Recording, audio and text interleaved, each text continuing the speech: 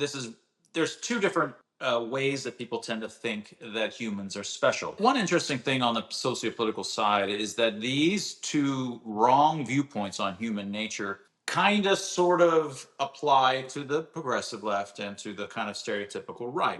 The reason we are these human 2.0s with these astronomical powers so different than the rest of the animal world is because of a kind of not multiculturalism but a kind of open-mindedness to constant cultural change and cultural evolution, which then taps into these old instincts which were for other stuff and transforms them into and leverages them for these new kinds of powers. And so even from the Greeks, it's in sort of a general kind of wisdom that people have that music is somehow about movement. In this case, rather than cultural evolution having shaped this auditory thing to be for speech, sounding like solid object physical events, which is a very sterile kind of thing, generally speaking. Instead, this was selected for being some kind of more evocative experience to be done, either for just enjoyment or for rituals or all multiple reasons that it was done.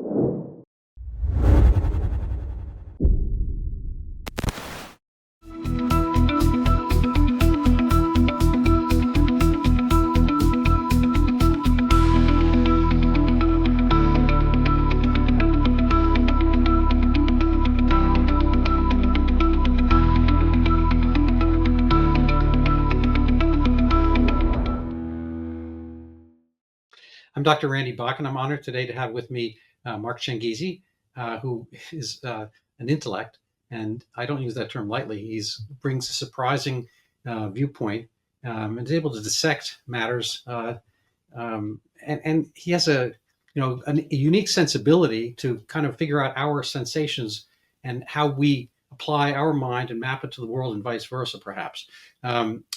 He's I think a physicist by training, but I might be wrong about that. But I'm going to let him tell us a little bit more as an intro. I've been, reading into his book Harnessed, which has a subtitle, "How Language and Music Mimicked Nature and Transformed Ape to Man," and that's a little bit ago. But he's got another book out as well we might touch on.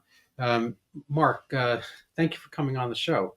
How much did I get wrong in my intro? No, that was great. That first part especially was sort of a nice nugget way to describe my background. I'm an undergrad physics, math, PhD was mathematics, but I did all that. My high school essay, for college was I'm going to do physics and math, and even PhD in math, so that I can become a neuroscientist or a biologist, so I can answer the questions about. And at the time, I was talking about consciousness, and I've never had anything to say about consciousness really, but answer the questions of the universe and sort of the deep problems of how is it that we can't come to think and feel and all these kinds of deep questions that I've worked on. But I knew that I needed to become have all these physics and math, computer science, rigorous skills to have that under my belt to really do these sorts of research directions that I've been doing for the last 30 years. And so they've led to a few different books. You sent me Harnessed, and we can talk on that. But what's kind of the overriding or overriding underlying theme, to kind of mix metaphors there? I mean, to all my stuff, I'd say that a lot of what I work on is why questions or what for questions, as opposed to a lot of scientists who they're just mechanisms. They're how.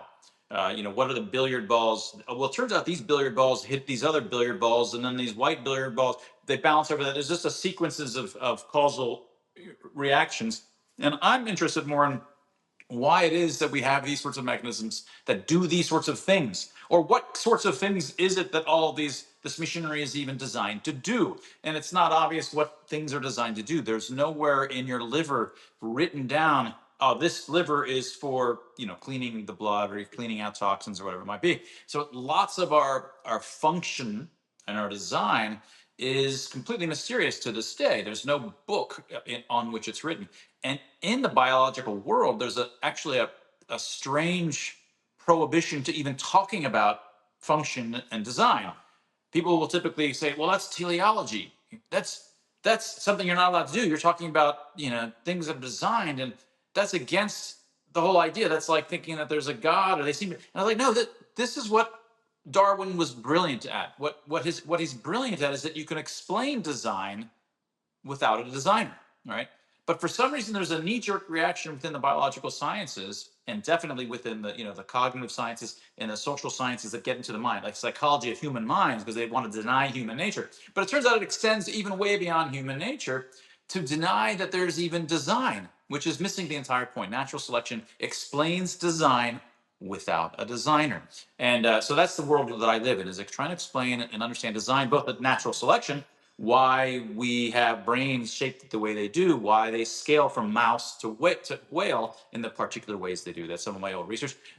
Why your fingers get pruny when wet. Why do they get wrinkly? It turns out 15 years ago, it was able to show that they're in fact the optimal wrinkle shapes, so that when it's wet, you squirt out the water through those channels like rain treads optimally, efficiently, so that you don't hydroplane on the water. You squirt it out so that your fingers maximally touch the surface underneath it. But when it's not wet, you've got smooth tires, just like race cars. On dry days, race cars have smooth tires. You don't want treads, right?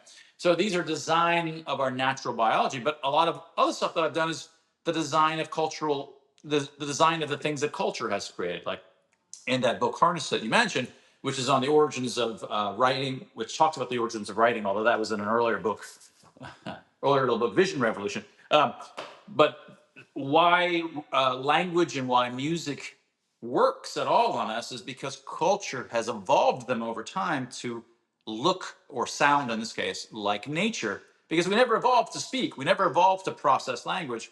Language evolved over time to sound like solid objects in the world, just objects. When objects hit other objects, well, they hit. Hits sound like plosives, p, t, k. Or they slide. One slides against the other. That sounds like a fricative. Sh, f, s.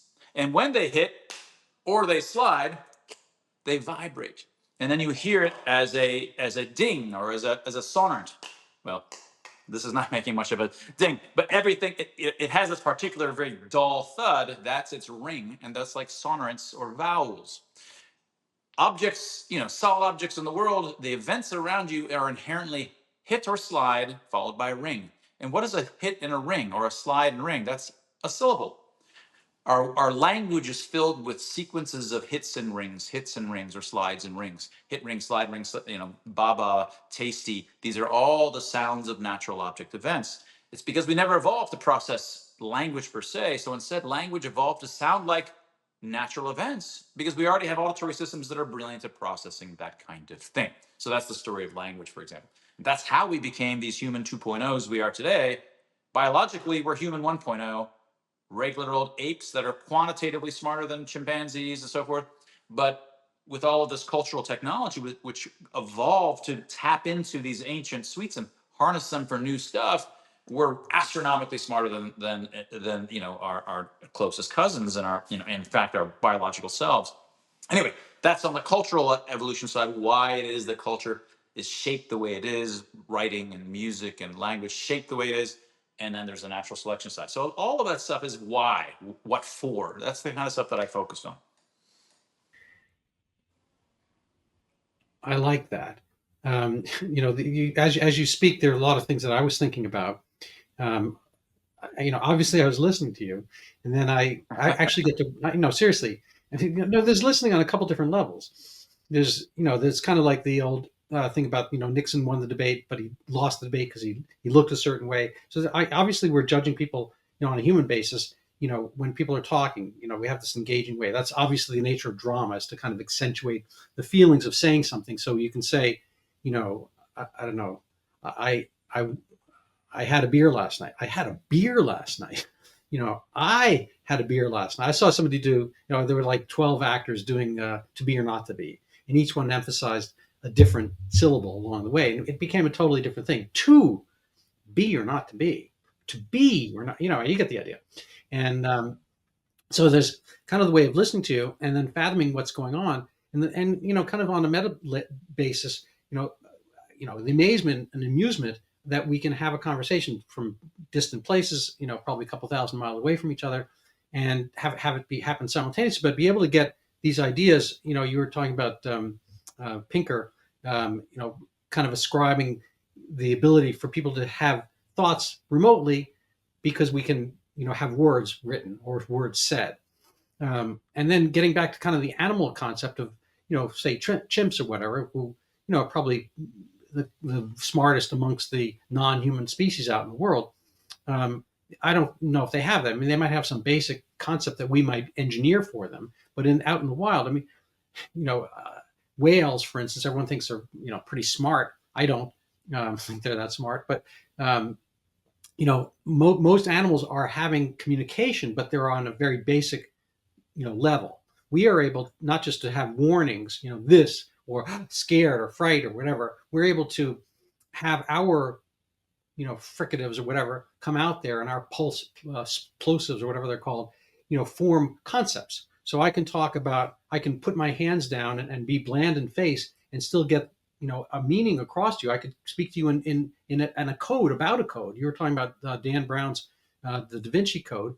You and I could have if we were terrorists or whatever, we could be talking about, the apple is in the fridge right now, and just the way I say it, you would not even think about an apple in the fridge. You're thinking, oh, he means something else. And that kind of concept that we can carry this stuff, all these different abstracted levels, is an amazing construction. And then, what you were opening my eyes to as you were writing and I was absorbing, is, how how that came about, how it applied over us, as opposed to these other primates and whatnot, and how we kind of got this engineering advantage through the conceptual use of making sounds that are not just the simple communication between animals. Your dog barking is not language. Your dog barking is communicating. The bird squealing, can be a mating call, it can be a danger call, it can be an angry call, whatever. It can be passing the time call, whatever. But it's not language, because language is an abstraction almost by definition. Um, Yes. And Tell in me fact, how I, long. I have old data that actually shows amongst birds, people often talk about bird vocalization. They use the word language as sort of a model for it.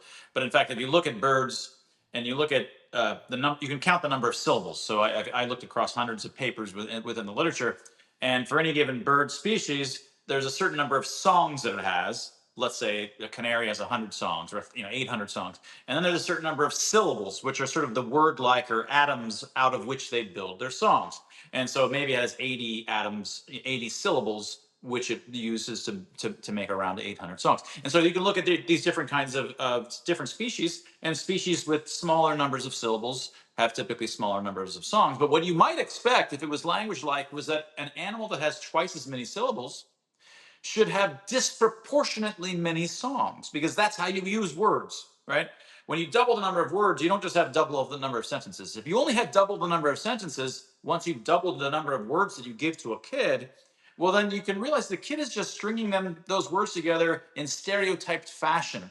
So yeah, each sentence might seem like a multi-word sentence, but the fact that he's only doubled the number of sentences that he can say means that it's in fact stereotyped just blah that's coming out, that he happens to be using words within, but it's not truly being used combinatorial. And in fact, I have data that shows for children, as they learn language, you can dads and moms of just linguists with too much time on their hand with their kids. They've tracked every last word and every new sentence their kid utters. And so there's a period during them when the number of, as they get more and more words, the number of sentences merely goes up as the number of words. It's 1-to-1. It's not disproportionate. But then there's a point in a log plot, it's just a slope of 1. But then there's some point when they're, I can't remember, like 14 months old, where suddenly on a log plot, it goes upwards, showing that, oh, now they're getting it. Now they're stringing two words together to make and trying all of these combinations. So they're actually getting a combinatorial explosion. So you see that hit at a particular age in kids, but across birds, it's 1-to-1 across all the birds. Double the number of, you keep doubling the number of syllables, the birds just have double the number of songs. There's no combinatorial explosion at all. It's not at all language like it. Yeah. So I hate to be just reactive here, but um, I suppose this conversation, there were two things that came to mind. One was that when my older son, now he's in his 30s, was a toddler, um, we had a kind of a factory space that I had renovated into a loft, cool stuff, and multi levels, whatever. And he navigated the place because that's where he was born. But he was starting to go down. I built this spiral staircase, and he started to come down from one of my bedroom loft, and I said, I want you to turn around, go get whatever it was, my key ring. It's next to the bed. It's red or whatever. I don't remember what it was. And then I want you to also, you're missing your other shoe, whatever. I gave him like a polyfold instruction, and he was not really verbal at that point, and I wasn't even thinking about testing him. I just wanted to do those things because I didn't want to walk up the stairs myself and do it. He was already there, so I was using him as a tool, a remote control thing to get those two or three things that I needed to accomplish without walking up the stairs myself. And he kind of looked at me, and he couldn't say anything really, whatever, and I could see him kind of flipping those things around. He turned away, and I was waiting, and then, like, 10 or 15 seconds later, he had all three of those things accomplished. He had whatever, the shoe, my key, whatever it was, and he comes down the stairs. And I was just like, "Well, that's language for you." It's kind of an amazing thing. It wasn't. I didn't grunt or anything like that. And he wouldn't have gotten anything by my grunting. And I suppose I could have given figures of what I wanted, but that having that kind of multiple fold ability was just kind of an amazing moment. And it's just kind of so that was one thought. The second thought was about this kind of one-to-one aspect. Like the canaries have these certain things, they can't necessarily build on them. If you have, I don't know, a crow with a bunch of Lego pieces, maybe he can figure out how to get the Lego piece to go get something that's down a hole or whatever. Maybe he can use as a mild tool to dig, but he's not going to be able to build the Eiffel Tower out of it. He's not going to be able to take these things and work on a kind of constructive way. And so the second question, or maybe the first one wasn't a question, but the question would be: do the formats that we have language right now, does the Chinese ideogram format of language create a different sensibility of conceptual work thereafter, as opposed to the, say, more fungible or mutable combinatoric aspect of letters, where you can get any number of words and sounds, and you're not tied to having to learn those ideograms and have those, in a sense, constrained thought. Yeah, I don't have my studies on writing systems. I have the same point that I made about the sounds of speech. I had done some years earlier on. This was 2006, 20 years ago. Um, we didn't evolve. There's no issue. There's no one believes that we evolved to read, even though there's some disagreements about whether we evolved to have speech, and I think we did not. It's cultural evolution for us, as I just discussed. But no one believes that we evolved to read. And so once you realize, wait a second, we read it as if it's an instinct. We read so much per day. We often read and comprehend written speech more than we're in fact processing auditory speech, and it's so it takes no effort at all. And we learned it very early. Of course, we can't comprehend written stuff quite as quickly as we do speech. But then again, we're not being given written stuff very much relative to the speech that's being thrown at us. So it's almost as if it's an instinct. And in fact, it's as if it's, in fact, there's word form area. The scientists, neuroscientists, call the areas that recognize words and written language as visual word form areas, as if they evolved to be visual word form areas, which of course they didn't, because most of us have grandparents or great grandparents that were completely illiterate. So and it's much, so it's of course it's only in some cases thousands of years old, way too recent for us to have any evolved capabilities. The reason that it seems like an instinct is because cultural evolution over time made sure that letters or logographs, like in the case of Chinese, look like nature. So logographs literally look like objects, have the fundamental structures of objects. Not anymore, they don't. At some point, maybe. Yeah. Yeah, they don't look specifically. They're no longer ideographs looking specifically, but they have the kinds of structures. They have Let me first mention letters. Letters are subwords, right? Letters are the parts of words, and letters, in fact, look like sub-objects. Sub-objects are junctions. We call them object junctions. Like when there's a T junction, when there's an object that goes behind another object, you can see a T, the top of the T here, and then the bottom of the T here. We have partial occlusion. And then you have just sort of corners of rooms. If you look around in the corners of rooms, you'll see Y junctions, and L junctions are just, so if you work out the space of all 36 topologically distinct junctions with 3 contours, you can just ask, which ones are common in nature and which ones are not common in nature when you just have opaque objects strewn about. So this was 15 years ago that I had done this, or 20 years ago that I did it. And it turns out some are really common in nature and some are really rare. And then you can use that. You can say, well, if it's the case that writing culturally evolved to look like nature, then the letter shapes that we should find should be the ones that have the same, are the junction types that are the ones that are common in nature. And in fact, that's what you find. More common in nature, more common in writing, because that's all our brains are good at processing. Whether it's complex in a Plato's sense, in some mathematical sense, doesn't matter. Because if it happens all the time in nature, you're going to have visual object recognition areas that are good at processing, and it's going to seem simple as far as you're concerned. So writing has come to look like nature, harnessing your visual object recognition system and turning it into a reading system. Culture's evolving and shaping things to give us new kinds of powers that we never evolved. Mm-hmm. A little bit like Harry Potter. I don't know if you ever read Harry Potter. But I had kids at the right age, so I ended up reading it to them. I didn't understand a thing, or somehow it never made any sense to me, but it makes perfect sense. Well, it's only in the sense that he has this magical ability, templated, say, but he doesn't know how to be a wizard. This still takes some work. I'm just wondering whether that's kind of it doesn't. There's no reason we should be able to read and write biologically per se, except that we're clever and we've figured out things. Right. So that's the standard argument for how we became the human 2.0s so different from our cousins, which is totally wrong. This is the standard. There's two different ways that people tend to think that humans are special, and they both are wrong. And my position is quite different. One is that, well, we're totally plastic and universally, we're like blank slates, and unlike the other animals all who are just piled with instincts, we're totally malleable, and so we can be turned into anything. This sort of also coincides with the very leftist position that that we can change any of us to be however we need to be to implement our ingenious scheme in controlling society, or whatever. So that kind of viewpoint is a kind of humans are special viewpoint, and it's totally false. We're just as much piles of instincts as every other damned animal.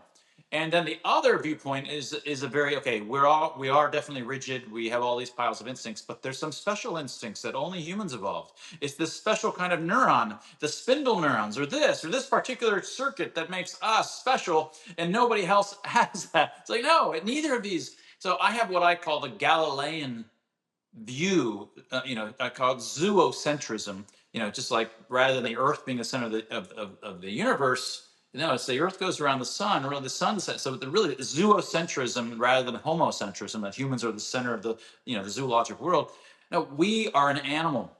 We are just as much piles of instincts as all the other animals, and we have no special instincts. Some special sauce that is what made it so different for us. No, exactly the same. We happen to be quantitatively smarter than other apes, but every animal has something they're quantitatively better than other things. That's why they're in the niche that they're in, right?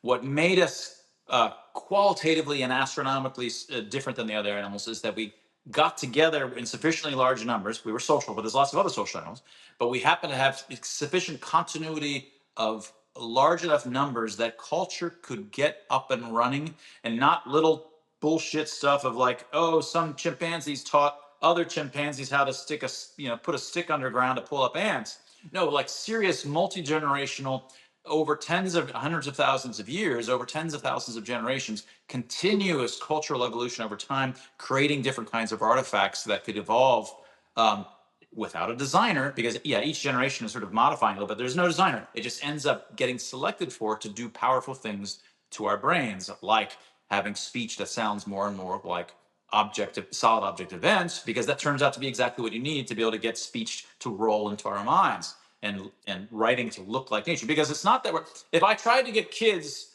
to read barcodes, right? You could probably get kids to, eventually, we could probably get them to read barcodes, but they're going to read at 1/1000th the rate.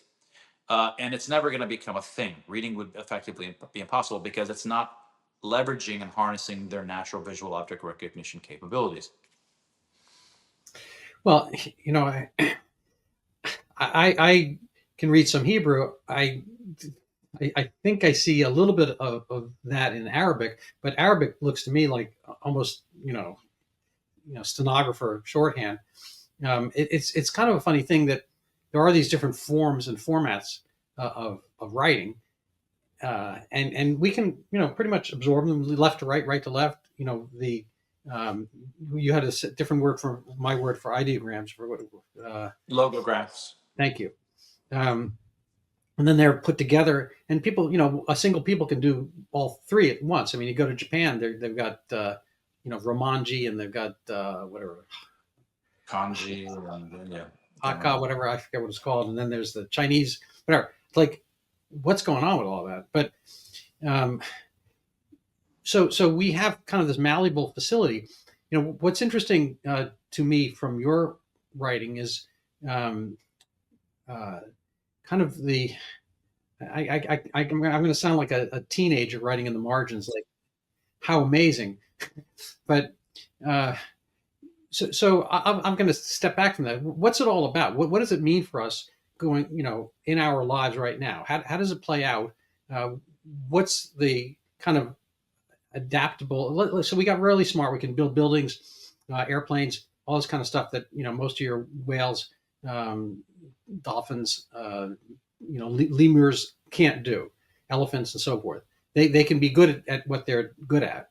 Um, where does it leave us, and where does it have us heading? And then kind of a little Easter egg question would be, where does music play into all that? What's the common thread of music in terms of language? Is it like a spice on your food? You have to eat and so forth. You don't need spice. What's the deal with music? Other animals absorb it. They you can kind of calm other animals with our music, and I assume maybe vice versa. How does this all play kind of in our lives, and then how do you conceive of all this stuff? Yeah. Well, let me start with the first question, because the second one we'll forget about the first question. There's what kinds of real world morals, or what does it mean to our everyday life to understand this kind of zoocentrism, that we're not piles, we're not infinitely plastic special humans that are unlike other animals, and we're not piles of instincts, but with some special human instincts on top that made us the special. Um, one interesting thing on the sociopolitical side is that these two wrong viewpoints on human nature kind of sort of apply to the progressive left and to the kind of stereotypical right. So the progressive left historically has always assumed, and I hinted at this earlier, that we're blank slates. And in fact, anybody who was studying human nature, like in sociobiology and evolutionary, and sort of the the uh, the evolutionary cognitive scientist types, which I am, but there's another type that they really focus on it. They get lambasted by the left as being racist, sexist, homophobic, because they're trying to study why do we have the neural mechanisms and the human nature that we have. How evolutionarily did that come about? And E.O. Wilson was in fact far left. He in fact was left, but it didn't matter. All the communists attacked him and tore him apart for daring to suggest, and 99% of the time he focused on ants and other kinds of animals, but still he dared suggest there was a human nature, and that you could potentially explain it as designed through, or evolutionary processes. So that's the left. We are blank slates. We're not piles of instincts. Wrong, right? The other wrong view of human nature is that, yeah, we're piles of instincts, but there's certain special things that make humans unique, and so we're there's a particular world that's meant for us, like, and it's often like it should be kind of whatever it was like in the 1950s, and that's the environment where that's what we're supposed to be at, and white people should be together and black people should be together, or whatever this kind of bullshit views that they have is this recent ancestral viewpoint about how we were specifically designed for that milieu, that kind of thing. But that's wrong as well. Like, the reason we are these human 2.0s with these astronomical powers so different than the rest of the animal world is because of a kind of, not multiculturalism, but a kind of open mindedness to constant cultural change and cultural evolution, which then taps into these old instincts, which were for other stuff, and transforms them into and leverages them for these new kinds of powers. So you have to be open-minded to these ever-changing landscape of what it is to be human, because it's these new kinds of cultural artifacts which are constantly, under selection pressures, and there's so many all around us that writing and language and music are just sort of the big three, but everywhere around us, the fact that this chair is really good on my butt, but not a really good thing for, for dogs, is part of the design all around us for ways of fitting our bodies rather than our bodies having to fit the world around us. These that's so I think understanding the wrong notions of human nature can go some way at helping you understand the kinds of far positions on left and right that people sometimes glom onto. And I think this in between view, which is that no, we are a particular way. You can't force people to not have the human nature they do, but you also have to be open-minded to new kinds of cultural revolutions, because that's in fact what has allowed us to grow and become much greater than a mere great ape. One thing I wanted to touch on that you touched on before, and you were mentioning your son and how when he was whatever, 1.5 years old, you asked him to do something, he could obviously comprehend more English than he was able to produce.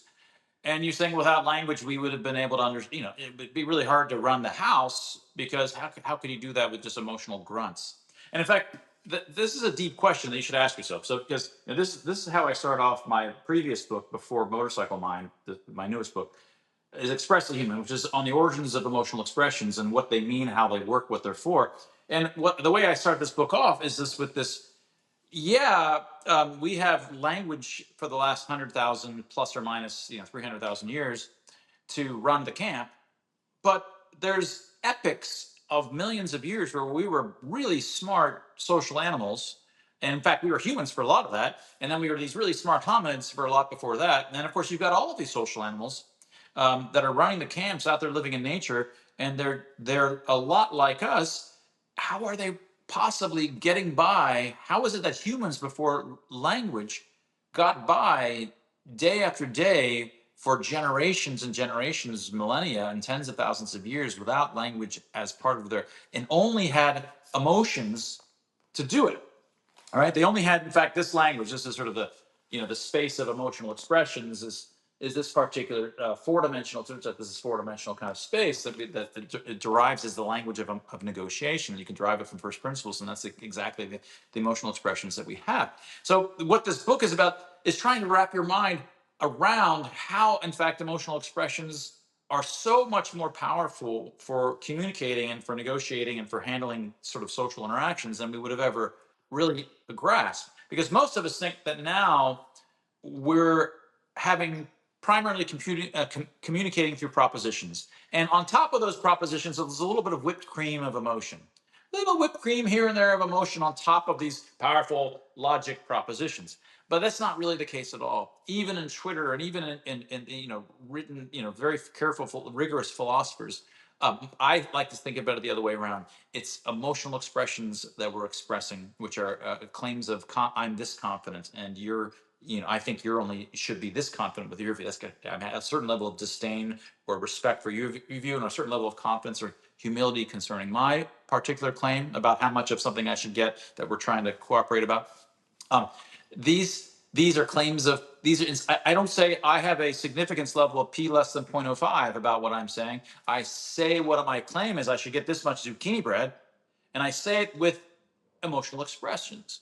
It's mainly emotional expressions that are being transmitted with a little bit of whipped cream of propositions. Is the way that I mean, it doesn't really make sense to say it that way, but it's most of what we're transmitting, and most of what we're interested in hearing is exactly the emotional expressions, because it's conveying the confidence levels, the statistical confidence levels, and the way that a paper that says, a scientific paper that says a whole lot of propositions but doesn't have any stats, any p-values anywhere in it.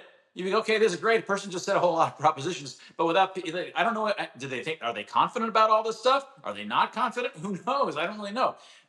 That would be like me talking this entire time and saying propositions. It really sort of, but you have no idea whether I actually think it's right or I am really doubting it. Of course, I can't help but put emotional expressions even in that, right? It becomes totally uninteresting when you take away those confidence levels about my own view or my view about your view.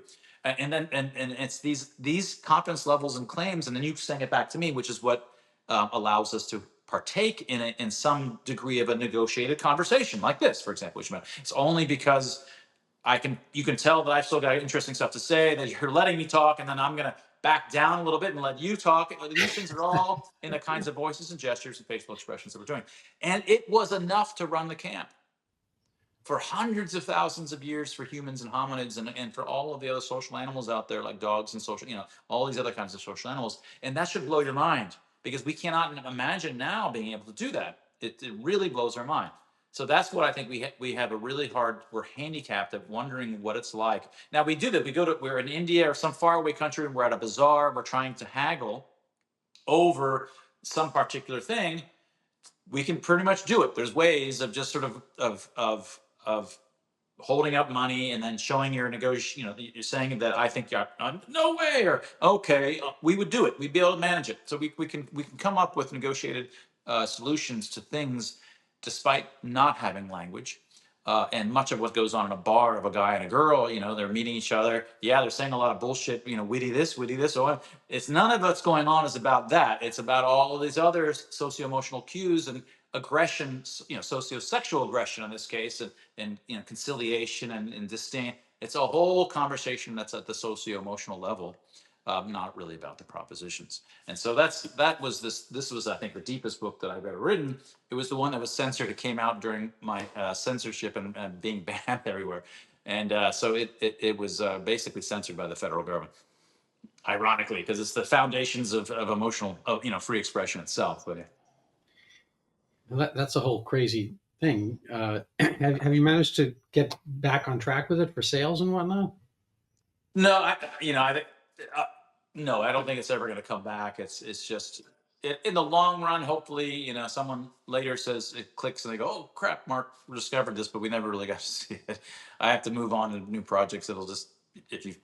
I've never been the kind of scientist that says, "Here's an idea, and I have to make sure before I die that it's spread across the community the way it should," because then I'd still be working on the first idea, from 1997 or No, 1995. absolutely, absolutely. Just got to give up and I, move I on. got the same thing with my Zika book. I mean, it sold some, but not enough.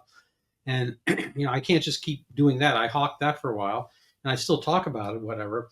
But you got to, I just keep finding new things. I wrote about like murder rates, and why they happen in certain places, not other places higher, and whatnot. And I'm writing about autism, and it's just kind of one thing after another, kind of like um, you think of. But as you were speaking, and I was listening and I'm watching as well, can blind people date? I mean, can blind people date? Just to be clear, that's what you said. Yeah, sure. I mean, and the amount of emotional expressiveness that they put in their voice and their conversations is enough to sort of go through that whole witty repartee that can make one attracted to one another. I really don't know what they do about. I haven't really, what do they do about? Hey, are you attractive or not? Does it really matter if they're attractive or not? And in facially, like if you're blind, does it really matter? Or you just, oh God, I didn't know she was ugly. You're never going to know whether she's ugly or vice versa. These are sort of interesting conceptual questions. But yeah, what would be the reason for thinking that you can't date? Uh, None. I just was putting it out there. I'm yeah, yeah, just wondering if it'd be different from a man to be blind dating versus a woman blind, no pun intended, blind dating, yeah, dating as blind. And then there's all we have smell, whatnot. We have other things going on yeah. in our panoply of senses, um, and I mean, Stevie Wonder, blind, was able to catch women, Ray Charles, all that kind of stuff, because they Correct. had talents of sort. They, this is kind of the movie, the Daredevil, the I don't know, Marvel character, whatever he is, supposedly going to make your other senses more acute. I don't know. Is that, I don't know how that works out. But I'm trying to make maybe a segue into the article you sent um, about, music uh, helping the blind. I mean, Yeah, you had a whole bunch of things about that. I was maybe see if I could understand it better through listening. yeah. So, I mean, the motivation for this new research, about 2 years old, that I've been working on, again, harnesses this book, Harness, which is, which you had already mentioned. Before mentioning this, the other, I've already talked about the sounds of speech having evolved to sound like solid object events. That way, it harnesses your your auditory recognition system for for events. and transforms it into a speech processing system. But the other half of this book is on what music is. And so even from the Greeks, it's in sort of a general kind of wisdom that people have that music is somehow about movement. There's this broad intuition. And of course, when it's played, if you want to put something visual to it, well, 99% of the time, it's a human dancing to it. They're actually just moving to the music. So obviously, in some sense, that's what the music means to the brain, is a human moving to it. So in the book, I try to walk through the kinds of signature sounds that humans in fact make. What are the grammars of the sounds that humans make when what's their gait? Well, they've got a beat through their gait. They have other kinds of time locked sounds that are time locked to that beat, which determine if it's going up for a layup or if you're doing different kinds of behaviors, they're going to be time locked to that beat. But these are other rhythmic things. They have a particular Doppler shift. There's actually Doppler related shifts in terms of, now they're pretty small, but other kinds of faster things in the world have higher Doppler shifts. And so you can still imagine that music is an exaggerated notions of Doppler shifts. Something's coming toward you, it's high, like this. And so you can actually make predictions that melody, in fact, seems to follow the kinds of patterns that Doppler modulations, in fact, follow. And the loudness modulations that you find in music has certain asymmetries and specific kinds of properties and relationships to these other things that you would only expect if these things were due to a human observer. So the whole book is sort of fleshing out these kinds of patterns of what humans sound like, and then saying, okay, this is a regularity in peculiar regularity in the sounds that humans make. Do we find that in music? Okay, here's another regular. Do we find that across music? And over again, you find these peculiar human movement kinds of sounds in the structure of music. So it's making more rigorous and tight these intuitions people have had for thousands of years that has something to do with human movement. So that's the story. In this case, rather than cultural evolution having shaped this auditory thing to be for speech, sounding like solid object physical events, which is a very sterile kind of thing, generally speaking. Instead, this was selected for being some kind of more evocative experience to be done, either for just enjoyment or for rituals or multiple reasons that it was done. And I don't have strong opinions about which one drove it. But in order for it to work on the human brain, it had to sound like something the human brain already was good at processing. And so just like we're good at processing human faces and human gestures, we're good at also processing human auditory sounds of their movement and the emotions they may be having even while they're moving. So we're brilliant at that kind of thing. So music is culturally evolved to sound like a human moving evocatively in your midst. And so that's what that book, more than half of this book, Harness, was really on what music is and showing that it's in fact designed or selected for to sound like humans. But one thing I didn't do in that book, and I didn't have any ideas about, was the chords, the diatonic scale. Why do we have just the white notes on the piano? Why do we have the C chord, which is sort of C, E, and G, sort of skipping? And if you just keep going like this, just sort of skipping and moving sideways, you'll hit all 7 chords in the diatonic scale. And we use those chords in particular kinds of progressions in music. So you might have C, A minor, D minor, G, and there's of course melodies going over this, or the melody alone may hint at that's the underlying chord structure. But why do we have those sorts of chords? What do they mean to the brain? And it's just a weird kind of sound. So in this paper that you read from a couple years ago, again, my real interest in it was, I think that I can explain the foundations of music and the foundations of chords and chord progressions of the diatonic scale. But I also realized that you can utilize this for actually helping blind people. Or in fact, I worked with Yamaha on building helmets that actually could utilize these kinds of same sounds, so that you could augment a motorcyclist's ability to recognize movers behind him, cars behind him or her, where he is blind, where the rider is blind. But the basic idea was this: is that when there's something close to you, it's called parallax. In fact, you can just, like, if you just move your head side to side, um, the whole, like, just look at some big object or along the wall in front of you. If you go side to side, well, if I'm moving this way, let me say this. Let's imagine a big long bus is coming toward you, and it's actually in the midst of passing you right now. A big long bus. Well, the front half of the bus is moving away from you. It's already departing. And the back half of the bus is actually still approaching. So you have, in terms of the directions of movement of this one object, a bus, Part of it's moving transverse to me, right to the side. I could touch it. Part of it's already departing, and part of it's arriving. Single objects in the world, when they're close to you, are actually moving in multiple directions relative to you at the same time. Yeah, the whole thing is moving in one direction in terms of, like abstractly, but it's movement relative to me. Part of it's moving away from me, part of it's moving toward me, and part of it's transverse. Yet it's one object. So this is called parallax, that you have things, single objects in the world that are shearing in some sense, having different directions of movement relative to me. And so what it would be nice is, imagine I'm blind. It would be nice if I had a way of, I can't see the fact that there's this bus, part of it coming toward me, part of it moving away, and part of the side. So instead, wouldn't it be nice if I could put a sound over there? And so I'd say, oh yeah, there's a sound over there, and a sound here, and a sound over there. And the nature of those notes, I would know where the thing is. Okay, it's something over there, but what's the thing doing? Well, the sound over there would say, okay, that's something that's moving away, and but a different sound on the side would say that's something moving transverse, and a different sound on the back would say, oh, that's something still approaching. But it would also have to be the case that, and I go through 8 different kind of criteria for it to work, but I'm just going to mention a couple here.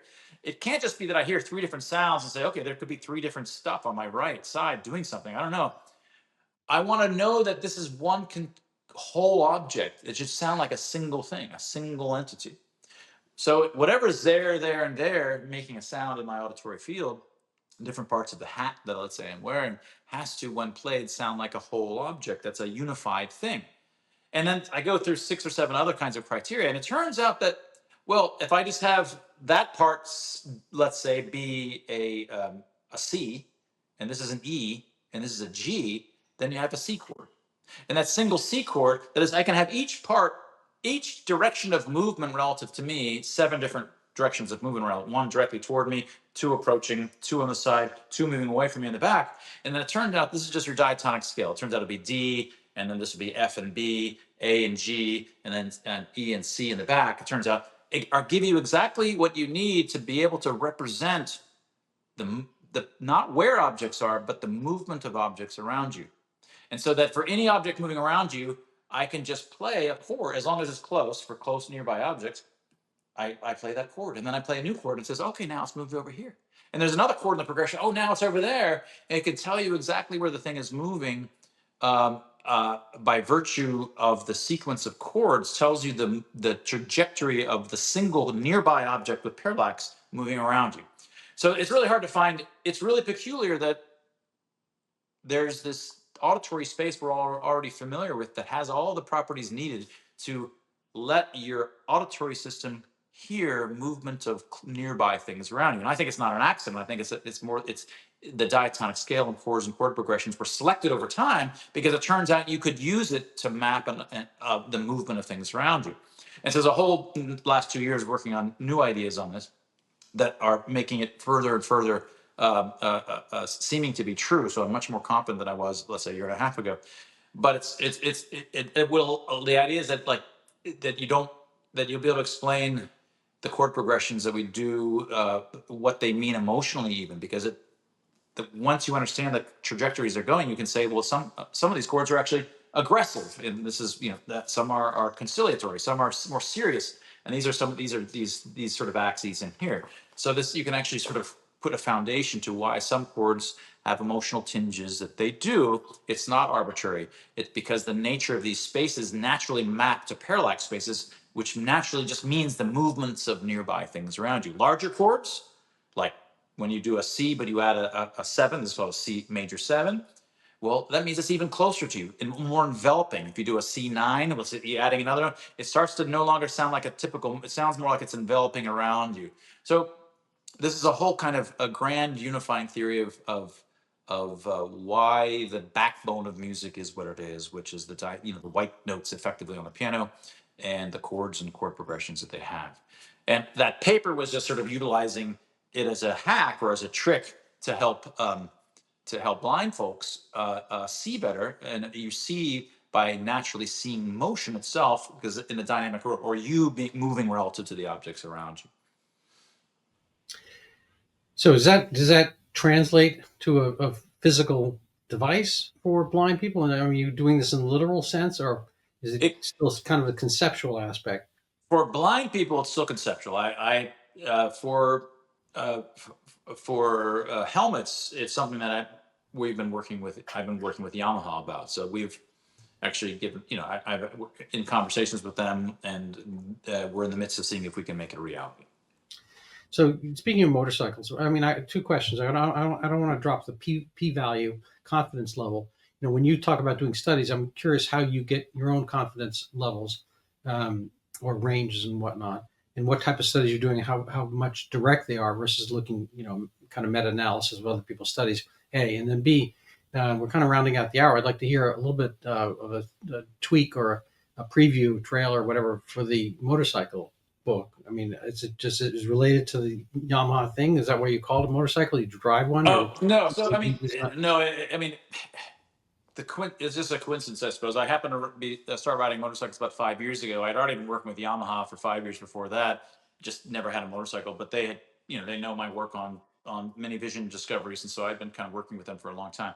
Um, no, this book, unlike all these other books where there's sort of serious questions scientists have asked for hundreds of years or whatever, and here's my grand unifying thing. Here, it's not like scientists have, well, why do people like motorcycles? This is not the same as the other books, but um, uh, the kind of background that I have had for the last 30 years of unpacking the design and structure of various kinds of things in culture and how they fit the mind gave me a, a, a, a better way, or a new way.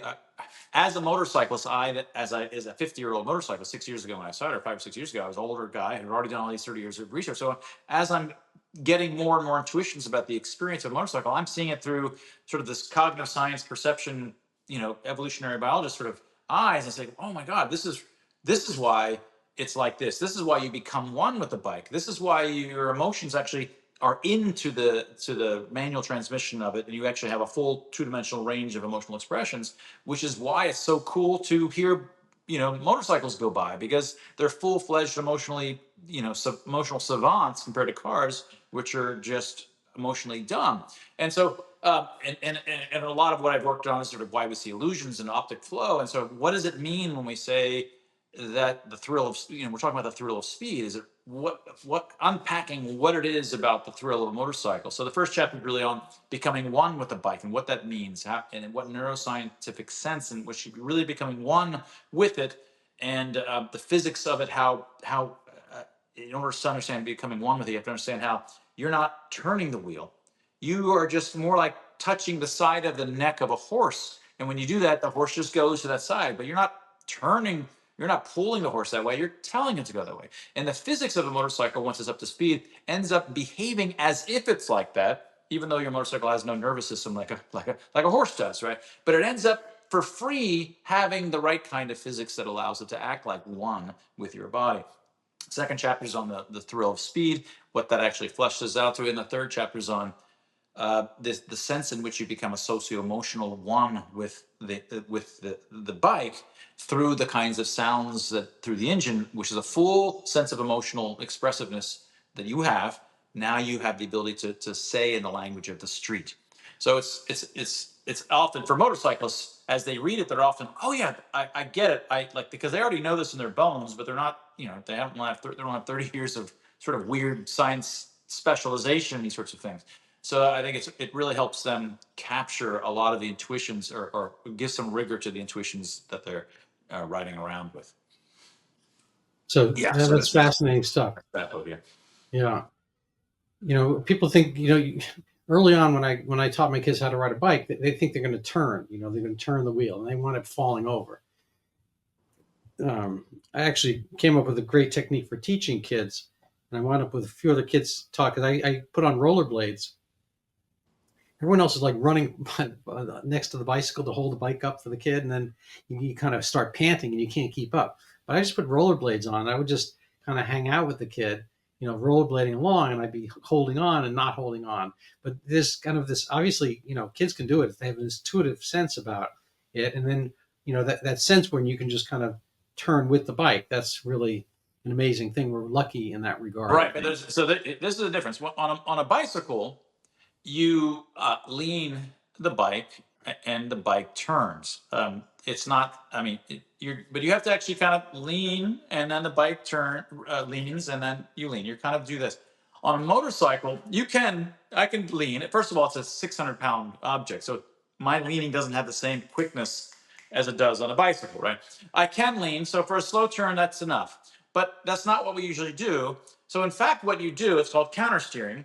If I want to go right, is right this? Well, I think you're saying that as the right side. I'm always get confused. Anyway, I actually will push my right hand forward as if I was turning left, or pull this one back. I'm actually doing this, but I'm actually not turning the wheel left. I'm just putting slight pressure, just a little pressure. Nothing ever goes left, but I put a little pressure, and when I do that, I just it leans over.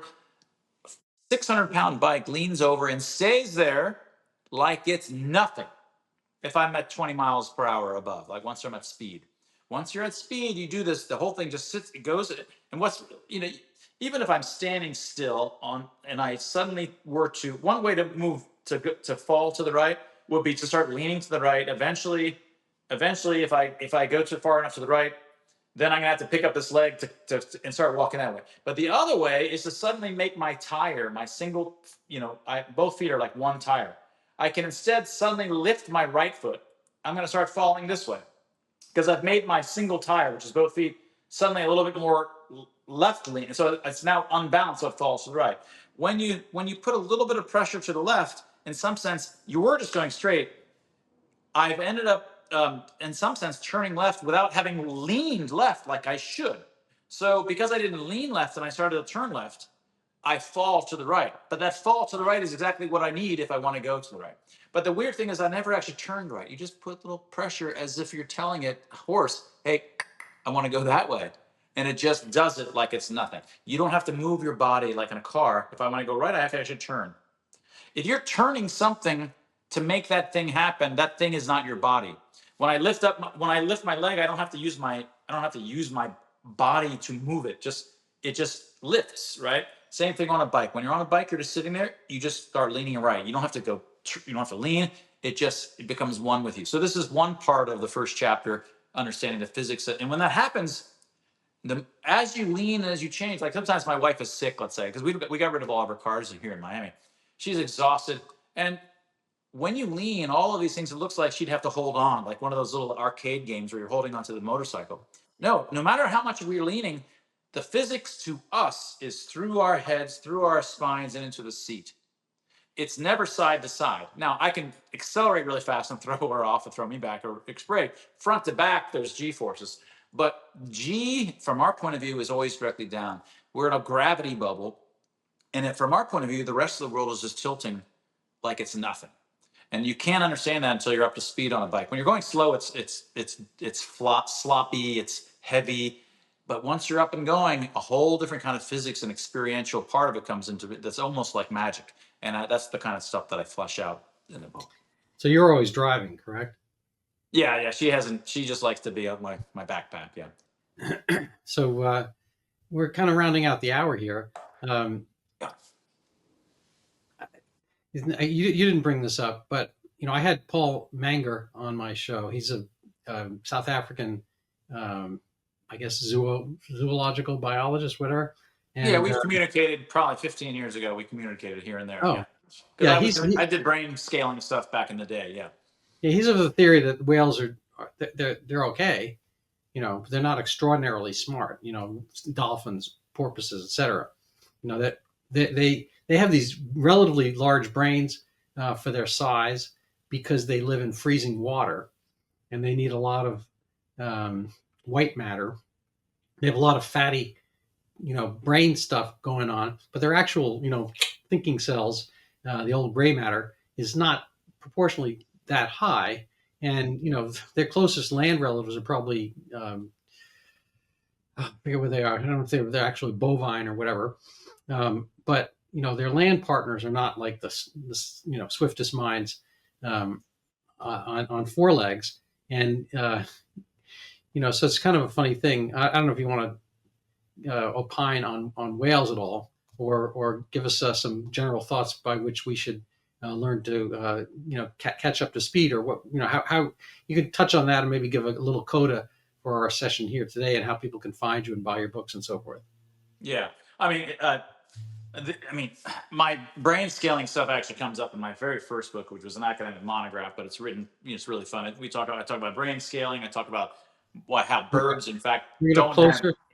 Yeah, birds, in fact, don't have language, and looking at the data that shows that children suddenly get it and start to become combinatorial later. It talks about why animals have as many limbs and why we have as many fingers as we do. It talks about why we see illusions. It's a lot of a variety of stuff. The riddle of induction. So this is a and why we have. There's a whole lot of other topics here. That was in this old book, Brain from 25,000 Feet, which is only $250 at Amazon because it's it's Kluver and they have ridiculous academic prices because they know. But in terms of the story, there is that a lot of the complexity that you see in dolphins, people see these highly convoluted brains. They look super complicated. They're a thrill to look at. You say, well, they must be so smart. Whereas when you look at a cow, I'm sorry, we look at a mouse, you just have this smooth brained thing. And people are like, well, it just doesn't look that smart because look how not complex this brain looks. But these are all side effects of scaling and not telling you anything about how smart the animal is. The thing about when you have larger brains, in order to keep the entire thing connected well, so it's all well connected, not getting farther and farther apart, and so then you have to have a certain number of wires that connect into it, and and so it turns out the thickness of the cortex is basically constant in terms of the number of neurons from one side to the other. But because those neurons have to talk to more and more other neurons as it gets bigger, less the entire network diameter, or it's called the sort of the path distance on average from one place to another, it would keep getting bigger. Each neuron has to get bigger to support more and more synapses, which means that the cortex has to get both a little bit thicker over time, just a little bit thicker, but it also gets wider faster than it would if it was just a simple sheet, because it's as it gets bigger, it's getting disproportionately wide for what you would expect for a surface of a sphere, because it's effectively a sphere. It's going faster than a sphere. Instead of scaling up as the 2/3 power, is what a surface of a sphere would do, it's scaling up as, it turns out, the 9/8 power. Sorry, the 8/9 power. And so it's a little bit faster than 2/3, which means that as you get really big brains, it's just scaling up faster than the surface is, which means it's just going to get all convoluted. And that doesn't mean crap. It just means it's a side effect of making sure that the entire connectivity of the network is at least sufficiently close, like an invariant level of closeness as it was when it was a mouse. So a lot of intuitions people have about dolphins, some of it, I mean, some of it is just because they're fun. They seem to be really bright, kind of like dogs, or even smart. But some of it is like, have you seen their brains? They're really convoluted. Well, that has nothing to do with it. That's not Yeah, predictive. that's an application. Yeah, that's interesting stuff. Um, so people can find you on X, I know, and Yeah, your name is right there. I assume your X handle is exactly that. Um, yeah. and Instagram, and I'm at YouTube, and I also have, if you ride a motorcycle, find me at Instagram, and also I just started a new page called The Motorcycle Mind at Instagram. Just started it last so, week. are you making a living as a voice content producer, or books, or on the side No, consulting? I mean, I have, one of my companies is we have, coming out of the color research, which we didn't talk about today, why we have color vision. Color vision is an empath sense that evolved to see blood under the skin with us primary. I have a company that we sell vein finder glasses that further augments our ability to see veins. So nurses and paramedics wear these things. That's one of the companies. I've sort of startup you sort of institute with another fellow that we have, sort of startups. That was one of them, and between that and books and everything, so there's a variety of different kinds of incomes that keep me free of academia, which I left 15 years ago so that I could be intellectually free rather than begging for money from the government to do stuff I don't want to do. Yeah. Well, that's a good model. I like that. So thank you so much, Mark. It was a Uh, pleasure being here again. yeah, yeah, no, good stuff. I'm honored that you let me into your mindscape. I hope it didn't slow you down too much. Um, but I enjoy listening to your ideas. They provoke ideas. I don't know what I'm going to do with those ideas that I provoke. That's a great Dilbert cartoon. Um, this dinosaur. I don't know if he has a name, but it was Dog Dilbert and Dogbert, and Dilbert's working on the computer, and Dinosaur is an idiot, And he's just kind of looking at him. He's like, "What are you doing?" He says, "Working on the computer." He says, "Oh yeah, you do that a lot." He says, "Yeah, well, because I save a lot of time when I'm working on the computer." He says, "Oh, what are you going to do with all that time you save?" And Dilbert says, "Work on the computer." Uh, it's only mildly funny, but you know, when you have all these great ideas, it's like, you had the great ideas, and then you had the ability to, maybe use these ideas to work on more ideas. That's my Dilbert concept there. Yeah. Who knows where it all winds up? I mean, and thoughts and prayers with Scott Adams, of course. Yeah. So thank you, Mark, for being on my show. I hope to learn more from you, and hope people by proxy can as well. He's got these things called books and other writings. He's got things where he gesticulates and talks, and they're called videos. But find him, learn from him. Great pleasure being with you.